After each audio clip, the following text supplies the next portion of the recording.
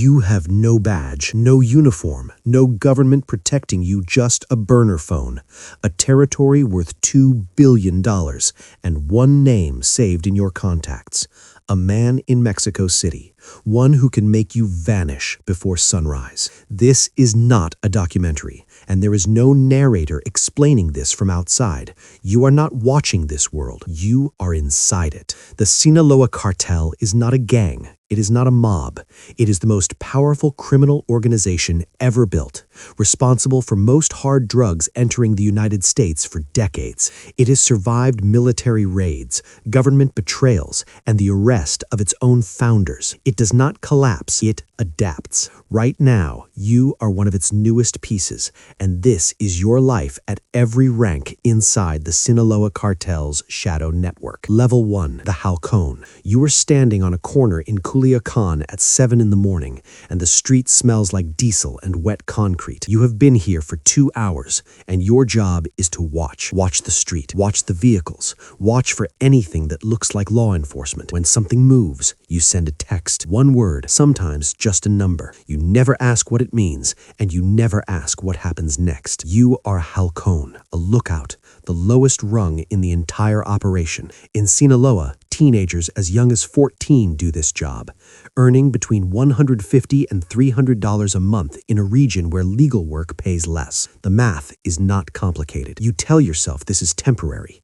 that you are just watching, not selling, not hurting anyone, just standing on a corner. But the police have cameras too, and they have already seen your face 3 times this week. You are not in the cartel yet, but you are already too deep to walk away. Level 2, the Soldado. 3 months later, someone above you, someone whose name you have never been told, makes a decision that you are ready. You are handed a weapon, not to use, just to carry.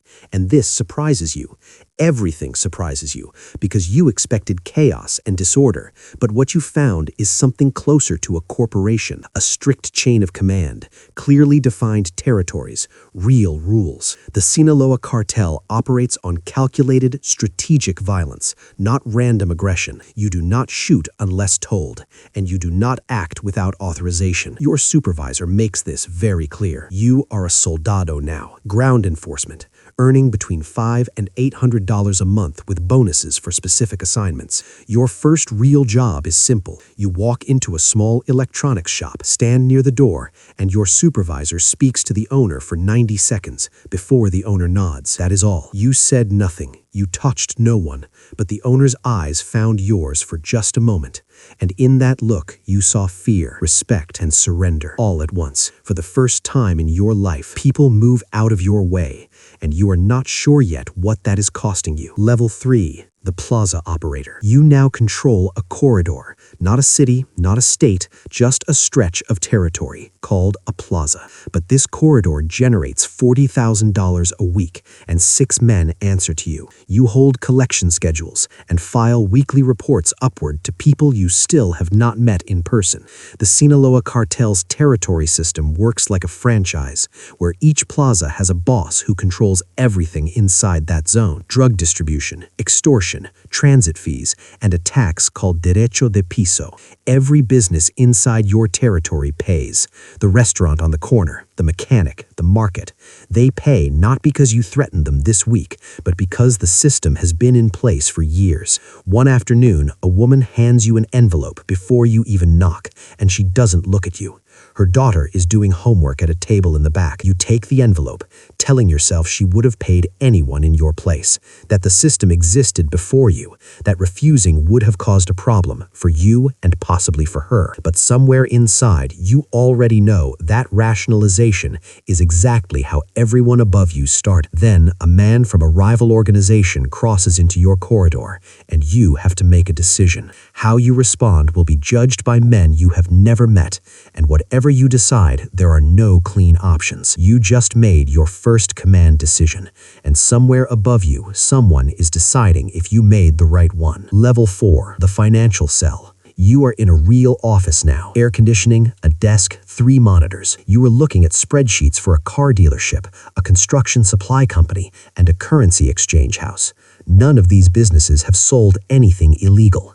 But this week, you will move $2 million through all three using inflated invoices, shell company transfers, and structured deposits. By the end of the month, that money is clean. The Sinaloa Cartel runs one of the most sophisticated laundering operations ever documented, using front businesses, currency exchange houses, and trade-based schemes that move value across borders without moving physical cash. U.S. law enforcement has traced cartel funds through dozens of shell companies across multiple countries.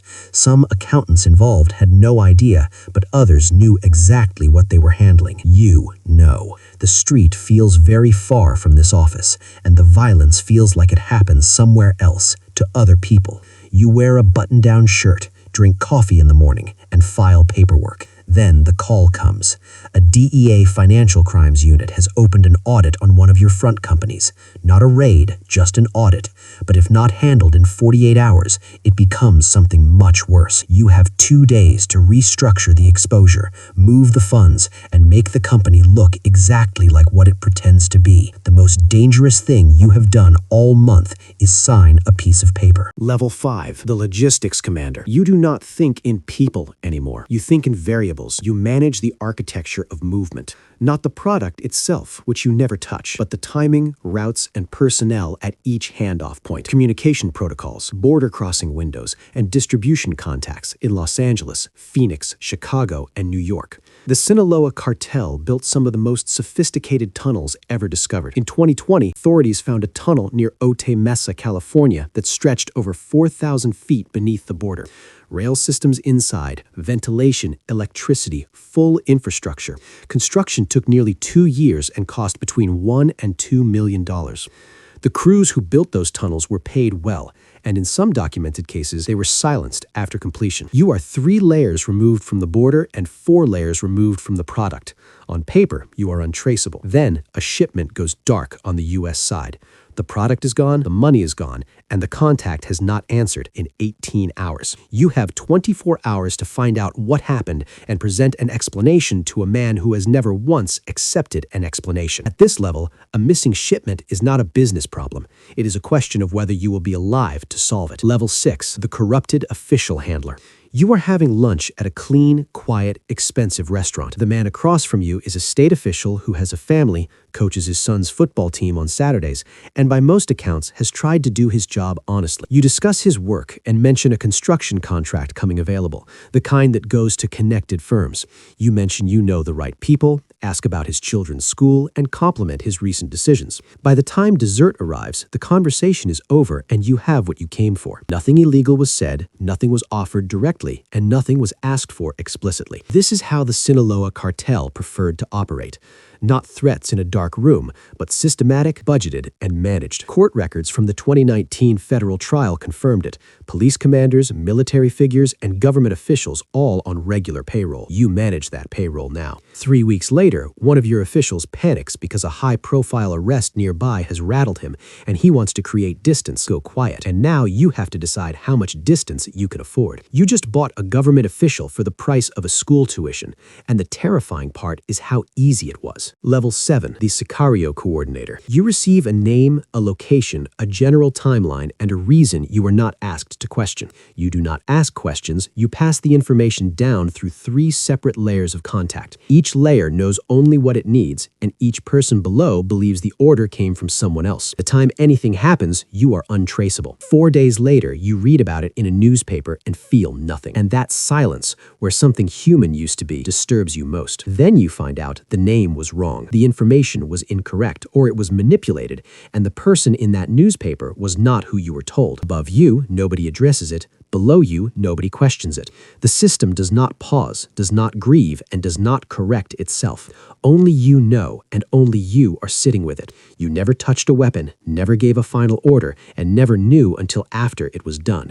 But ask yourself honestly, How much of that is on you? Level 8, the inner circle. You have no title, no office, no public profile, and no photographs anyone outside this room has seen in years. You move locations regularly, never use the same phone twice, and trust no one completely. Not the men who have been with you for a decade, not the family members who think you know you, not the people sitting in this room right now. This is how the Sinaloa Cartel's leadership survived for so long. Not through aggression, not through spectacle, but through invisibility.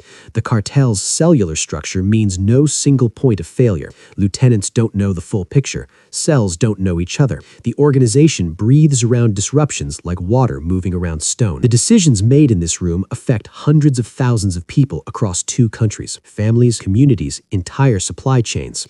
You make those decisions at a table with 5 people while the meal costs $12. Power at this level looks nothing like what you imagined back when you were standing on that corner. And now there is a problem. Someone at your level has been speaking to the DEA. The signs are there in small things, timing, information that moved too fast in the wrong direction. You do not know who, and you may never know. But you look around this table, and every face is now a question you cannot answer.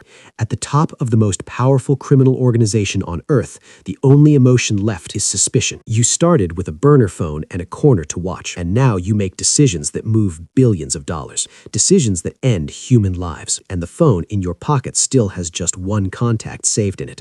The only difference is that now you are the one who answers. Somewhere, right now, a teenager is standing on a corner in Culiacan, watching and waiting, and someone above him is deciding he's ready for the next level.